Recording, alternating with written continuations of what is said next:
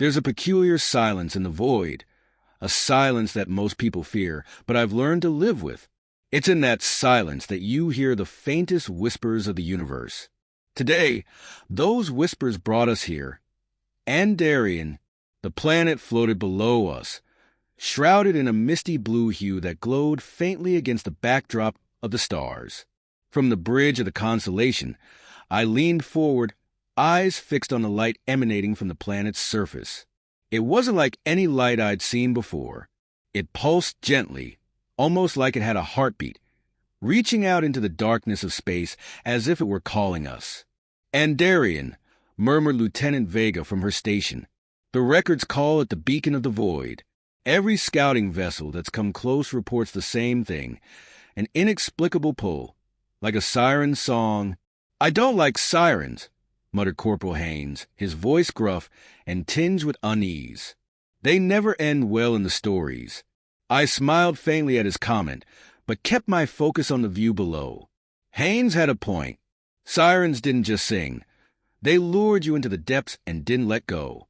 "Captain," said Vega, her tone sharpening, "we're within scanning range." "Do it," I ordered. The hum of the ship's sensors filled the bridge, a steady rhythm of clicks and beeps. Vega's brow furrowed as lines of data scrolled across her console. "No life signs detected," she said. "At least, not any we recognize. But the light, it's everywhere. The entire atmosphere seems to be saturated with it. Energy levels are off the charts. Any sign of technology? None. Whatever's generating this light doesn't match any known source. It's natural, but also not. That last part hung in the air like a shadow. Natural, but not. That was enough to make anyone's skin crawl. But for me, it only deepened my curiosity. I leaned back in my chair and folded my arms. Set a course for the surface. Let's find out what this light really is. We broke through the atmosphere with ease, the ship descending into a world bathed in an otherworldly glow. The light wasn't just above us. It was everywhere. It seeped through the clouds, shimmered off the rolling hills, and danced across the crystalline rivers like liquid starlight. "It's beautiful," Vega whispered, her usual analytical tone replaced by awe. "But beauty often hides danger. I'd learned that the hard way." "Keep your guard up," I said, my voice cutting through the awe. "We don't know what we're dealing with." We landed in a clearing surrounded by towering spires of rock that seemed to hum faintly, resonating with the light. The air was thick, not with pollution but with an odd sensation, a warmth that seeped into your skin, your bones, like the planet itself was alive. As we stepped out of the ship, the light enveloped us completely. It wasn't blinding, though. It was soft, inviting, almost comforting. It felt like stepping into a memory, a good one, long buried but suddenly vivid. "This place," Haynes muttered, his voice softer than usual. "It feels good." I shot him a glance. That wasn't like Haynes. He was a skeptic by nature, always the first to see danger in anything. "Stay focused," I said. We moved as a unit, scanning the area for anything unusual. But unusual was everywhere. The plants seemed to glow faintly, their leaves pulsing in time with the planet's heartbeat. The rocks sparkled, as though embedded with tiny stars. And the air, it was filled with a faint melodic hum, like the planet was singing to itself. "Captain," Vega called out, her voice tinged with urgency, "you're going to want to see this." I followed her to the edge of the clearing, where a massive structure loomed in the distance. It was made of the same glowing rock as the spires, its surface smooth and seamless, like it had been shaped by something far beyond our understanding. "What do you make of it?" I asked. "I don't know," Vega admitted, "but whatever it is, it's the source of the light." I stared at the structure, a sense of unease creeping into my chest. The light might feel comforting, but nothing this alien could be trusted so easily. "All right," I said, "we move in, but keep your wits about you. If this place is as old as it looks, it's bound to have secrets, and not all of them are going to be friendly." As we approached the structure, The melodic hum grew louder, more insistent. It wasn't just sound, it was a vibration that you could feel deep in your chest, like the planet itself was alive and watching. We stepped inside, the entrance wide and open as if inviting us in. The interior was even more dazzling than the exterior. The walls glowed faintly, pulsating in time with the hum, and the air felt charged, like standing in the middle of a thunderstorm. Then we saw them. Figures. Human-like, but not quite. Their forms were faint, like shadows made of light, flickering in and out of existence. They didn't move, didn't speak. They just stood there, watching us with eyes that weren't really eyes at all. Just empty voids where light seemed to collapse into itself. Haynes took a step back, his hand moving instinctively to his weapon. What the hell are those things? I don't know, I said, keeping my voice steady. But let's not provoke them. Keep moving. As we passed the figures, I couldn't shake the feeling that they were more than just shapes. They felt alive in some strange, incomprehensible way. At the heart of the structure, we found it. A massive crystalline orb, suspended in the air, pulsing with light so bright it was almost blinding. This is it, Vega said, her voice trembling with awe. The source. I stepped closer, my gaze fixed on the orb. It was mesmerizing, almost hypnotic. For a moment, I felt an overwhelming sense of peace, like every burden I'd ever carried had been lifted. But then the peace turned to something else. A whisper in the back of my mind, faint at first but growing louder. Stay, it said. Stay and be whole. The whisper didn't stop. It echoed in my mind, a soothing yet insistent call that seemed to bypass every defense I had. Stay and be whole. I shook my head sharply, breaking the trance. Around me, the others were equally mesmerized by the crystalline orb. Vega's hands hovered over her scanner, but she wasn't moving. Haynes stood rigid, his usually sharp eyes dull and unfocused. Snap out of it. I barked, my voice cutting through the eerie hum. Haynes blinked, then stepped back abruptly, his hand still gripping his weapon. Vega gasped softly, as if surfacing from deep water. What just happened?" she stammered. "That thing's in our heads," I said, pointing at the orb. "And it's not friendly." It didn't feel hostile, Vega said hesitantly, her brow furrowed. It felt warm, like it was offering us something. "Yeah," Haynes growled. "That's how traps work. They feel good until they snap shut." I couldn't argue with that. Whatever the light was, it wasn't natural. Not in any sense we understood. And anything that could get inside our heads that easily was a threat. "Vega, can you get any readings?" I asked, keeping my distance from the orb.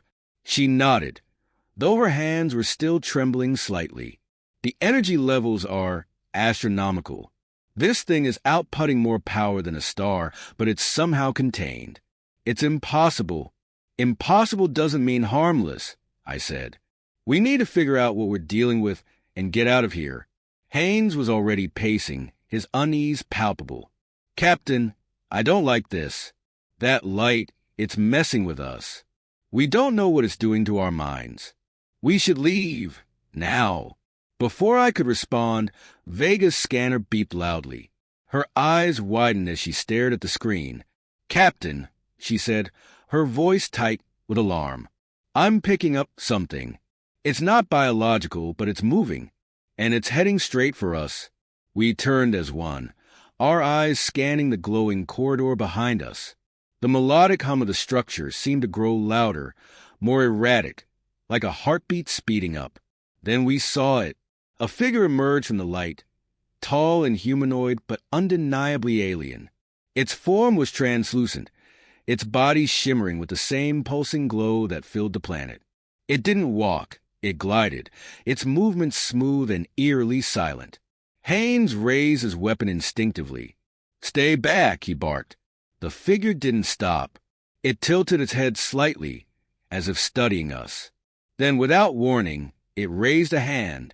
A blinding flash of light filled the chamber, and suddenly, we weren't in the structure anymore.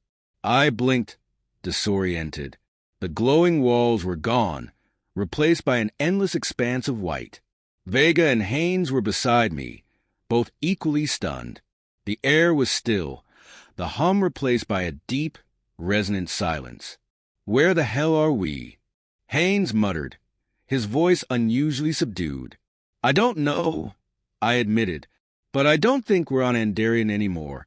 Before anyone could respond, the figure appeared again, materializing out of the whiteness like a ghost. It spoke, though its voice wasn't a sound. It was a presence in our minds, a feeling more than words. "Why do you resist?" it asked. The question hit me like a punch to the gut. It wasn't just a question. It was a challenge, a demand. "What do you want from us?" I asked, keeping my voice steady. "To help," it said simply. "The light heals. The light makes whole. You are broken, and we can fix you." I exchanged a wary glance with Vega. "Fix us? What does that mean?" "You suffer," the figure said, its tone almost pitying. "Your bodies, your minds, your souls. The light can take it all away. No pain, no fear, no loss." Its words were seductive, and I could feel the pull of them in my chest. For a moment, I thought of all the things I'd lost. Friends, comrades, parts of myself I'd never get back. The idea of being whole again, of being free of all that pain, was almost too good to resist. But then I remembered the whispers, the way they had invaded my mind without permission. And I remembered that nothing this alien could be trusted. "What's the cost?" I asked, my voice sharp. The figure didn't answer. Instead, it stepped closer, raising its hand again. The whiteness dissolved, and we were back in the chamber. The orb pulsed brightly, its light growing stronger, almost blinding. "Captain," Vega shouted, pulling me back to the moment. "The energy levels are spiking. If this thing keeps going, it could destabilize the entire area." "Then we shut it down," I said. "How?" Haynes demanded. "We don't even know what it is. We don't need to understand it to stop it," I said firmly. "Vega, is there a way to disrupt the energy field?" She hesitated, clearly torn.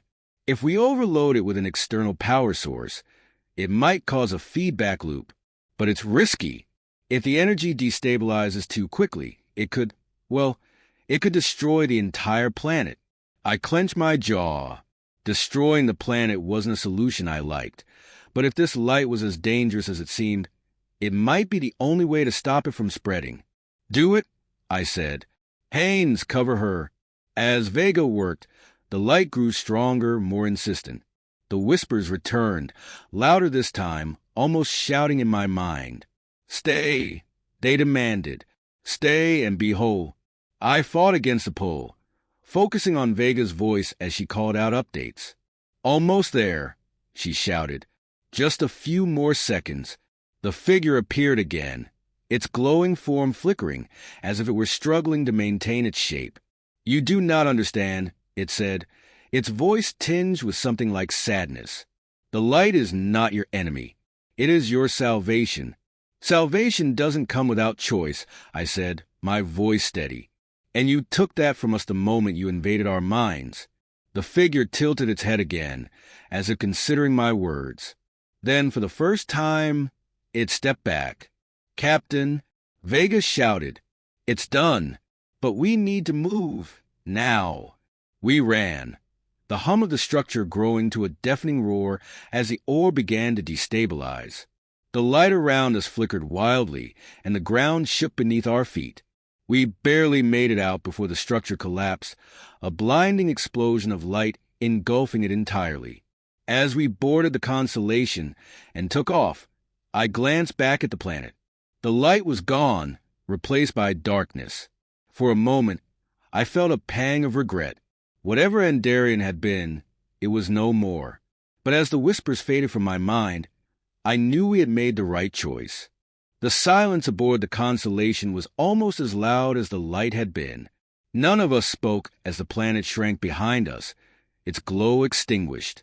Even Haynes, who usually had something snarky to say, sat quietly at his station, his jaw set tight. But the quiet didn't last. Captain, Vega said, breaking the spell. Her voice was strained, and her fingers danced nervously over the console. There's something wrong. I turned to face her, my gut already twisting. What is it? The ship systems, she said. They're fine, but something's interfering with our sensors. I'm picking up fluctuations in the energy field around us, almost like... She trailed off, her expression darkening. Like what? I pressed. Like we didn't destroy the light, she said finally. It's still here, and it's following us. The words hit me like a blow. I turned back to the viewport, staring into the endless void. At first, I saw nothing, just a familiar expanse of stars and the distant shimmer of nebulae. But then, faintly I saw it. A flicker, a pulse, a distant glow that seemed to grow brighter with every passing second. It's gaining on us, Vega confirmed, her voice tight. Whatever that thing is, it's not letting us go. Can we jump to hyperspace? I asked. Not yet, she replied. The drive's still cooling down from the descent. We're looking at least 15 minutes before we can spool it up again. I cursed under my breath. 15 minutes might as well have been an eternity if that thing caught up to us. Haynes, I said, my voice sharp, get to the gunner's seat. If that thing comes any closer, I want it blasted out of the sky. He nodded grimly and disappeared down the corridor. Vega stayed at her station, her face pale but determined. What do you think it wants? She asked quietly. Control, I said. It wants us to surrender, to give in, and if we don't... I didn't answer. I didn't need to. The light drew closer, and with it came the whispers again. Softer this time, but no less insidious. You cannot run, they said, their voices weaving through my thoughts. You belong to us now. Accept the light. Be free. I gritted my teeth, pushing the voices aside. I couldn't afford to let them in, not again. Captain, Vega called out, her voice cutting through the whispers. It's here. I looked up just in time to see the glow outside the viewport intensify. The light wasn't just following us. It was surrounding us, wrapping around the ship like a living thing. Captain, we've got a problem. Haynes' voice crackled over the comms. That thing's messing with our targeting systems. I can't get a lock. Keep trying, I said, my hands tightening on the console. The ship shuddered as the light grew brighter. The melodic hum from Andarion, now a deafening roar. Vega's console flickered, her screen flashing red as warnings filled the air. Systems are failing, she shouted. If this keeps up, we'll lose life support. I took a deep breath, trying to steady my thoughts. The light wanted us to panic. It wanted us to give in, but I wasn't about to let that happen. Vega, I said, keeping my voice calm, can you isolate the energy field? If we can disrupt its connection to the ship, we might be able to break free. She hesitated, then nodded. I can try, but I'll need time. Do it, I said. Haynes, hold your fire until I give the signal. We're not going down without a fight. The minutes dragged on like hours as Vega worked frantically, her fingers flying over the console.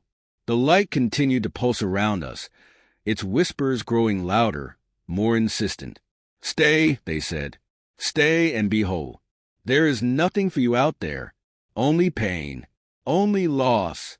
I could feel the pull, the temptation to let go, to surrender.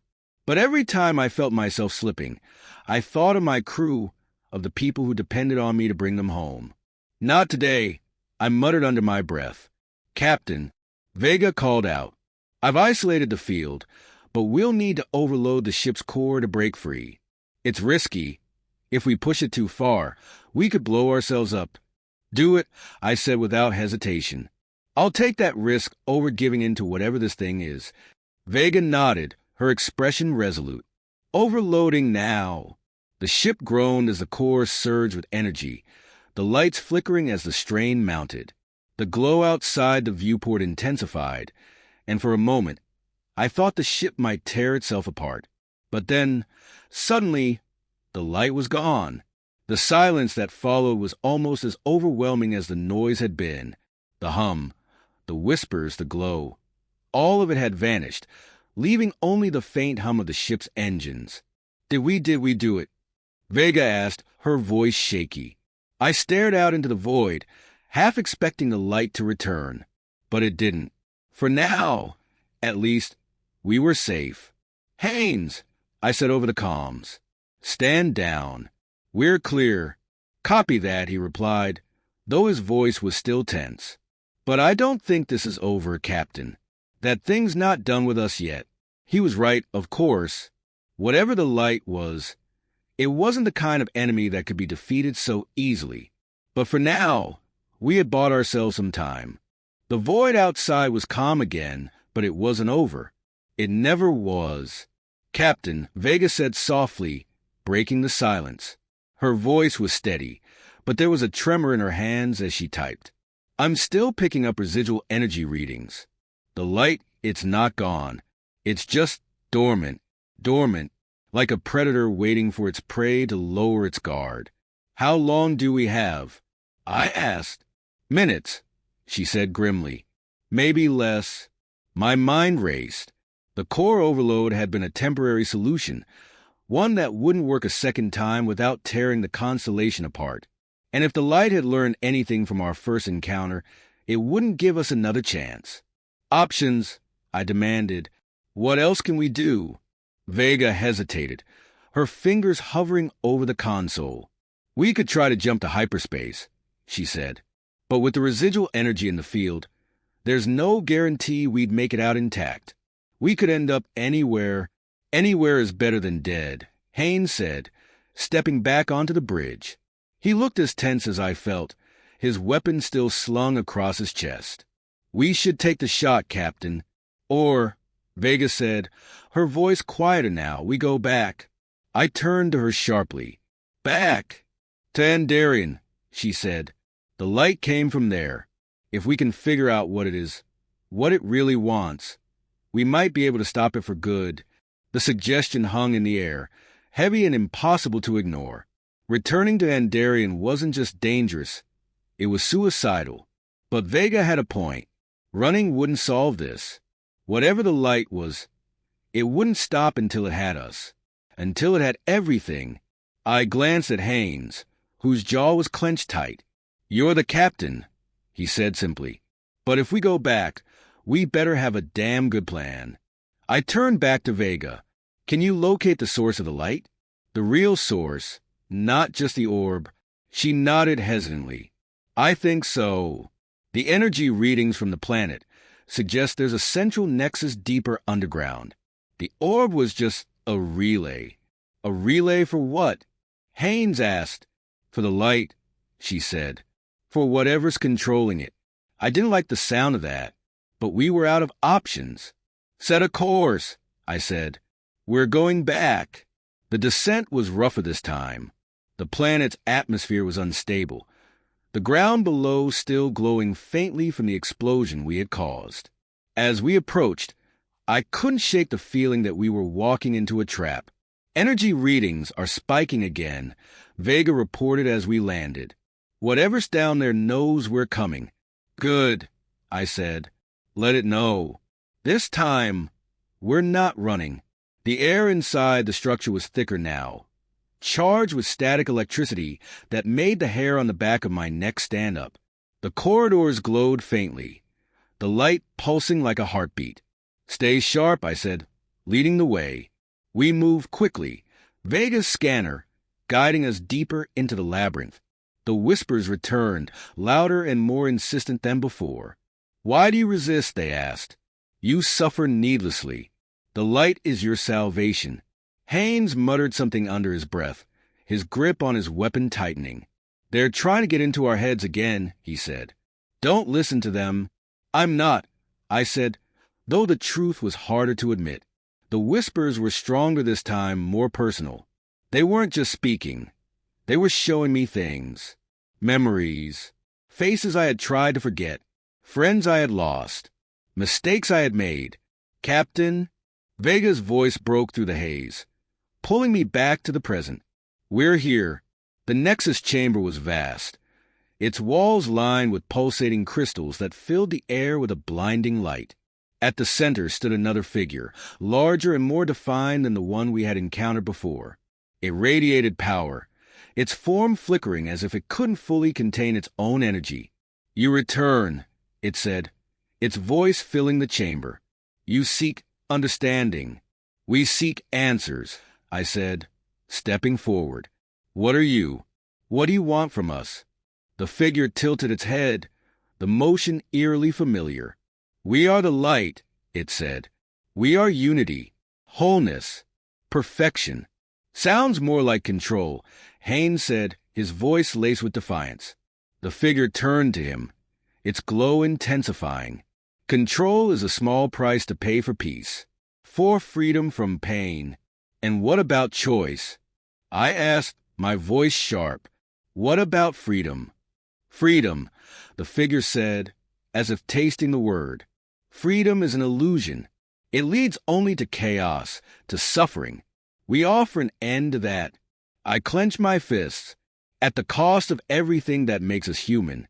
The figure didn't respond.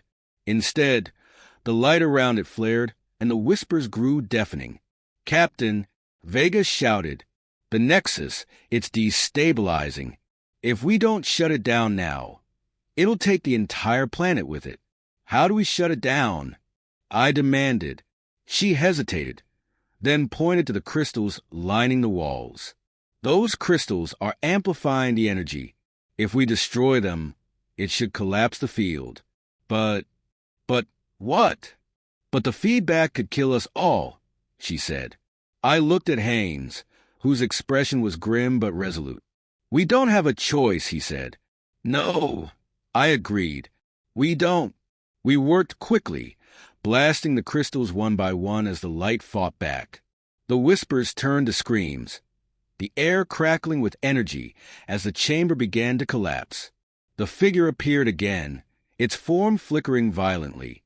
"You cannot stop us," it said. "The light will endure. The light is eternal." "Not today," I said, firing the final shot. The chamber erupted in a blinding explosion of light and sound. When I opened my eyes, we were back aboard the Constellation, the planet a distant speck on the viewport. "It's over," Vega said softly, though her voice was tinged with uncertainty. "Maybe," I said, "but something tells me this isn't the last we'll see of the light." I turned to the crew, my expression resolute. "Until next time, stay curious and keep looking up. I'll see you on the next adventure."